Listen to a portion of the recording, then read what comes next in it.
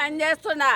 అప్పుడు 250 రూపాయలు మాకు జీతం అయితే 4 నెలల జీతం ఇస్తే వేస్తే 1 నెల జీతం ఇస్తుండ్రి. దాంట్లో మేము కాలం గడుపుకున్నాం. నా భర్త చచ్చిపోయిన సంవత్సరమే చాంతన్న అని ఆయన ఒక సర్పంచ్ ఉన్నాడు, ఆయన ఎక్కించిండు మాకు. ఇవాళ మీరు వద్దు వెళ్ళిపోండి అంటే మేము ఎక్కడో వాళ్ళే మేము పోము. మాకు ఏదో ఇచ్చేది ఇస్తే పోతాం. మా ఇంట్లో ఒక మంచిని తీసుకోవాలి, 1,00,000 రూపాయలు ఇవ్వాలి, జీతంలోకి వెళ్ళి సగం పింఛన్ ఇవ్వాలి. మీరు ఇచ్చే మాటలు మాట్లాడి మాకు మోసం చేసి ఓట్లు వేపించుకున్నారు.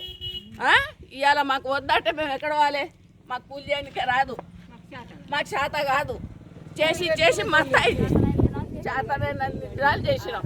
ఇప్పుడు చేత కాదు, ఏరిగిన చేసినాం, మూతలో చేసినాం, అన్నీ చేసినాం. ఇప్పుడు చేయలేము. ఇప్పుడు వద్దని అంటున్నారు. మేము చేస్తాం. ఇంకా 4 ఏళ్ళు అయినా నాకు ఆధార్ కార్డులో ఇంకా 3 ఏళ్ళు ఉన్నాయి. కానీ అయిపోయింది నీ డ్యూటీ పో అని చెప్పని జీతాలు ఇవ్వమని అన్నారు. అంటే ఇంకా మేము మట్టుకున్నాం ఇంటికాడ. ఇప్పుడు ఏం చేసుకొని తినాలి? మా పరిస్థితి ఏంది?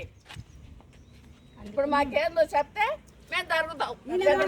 ఈయన కూర్చుంటాం, ఈయన ఏమైనా వస్తాం చేస్తాం, ఈయన పడుకుంటాం. మళ్ళా మా పిల్లలు ఏం గట్టి కావాలి? మాకు హఠాత్తుగా పోండి, ఇంకా రావు మీకు జీతాలు, పైసలు రావు అని చెప్తున్నారు.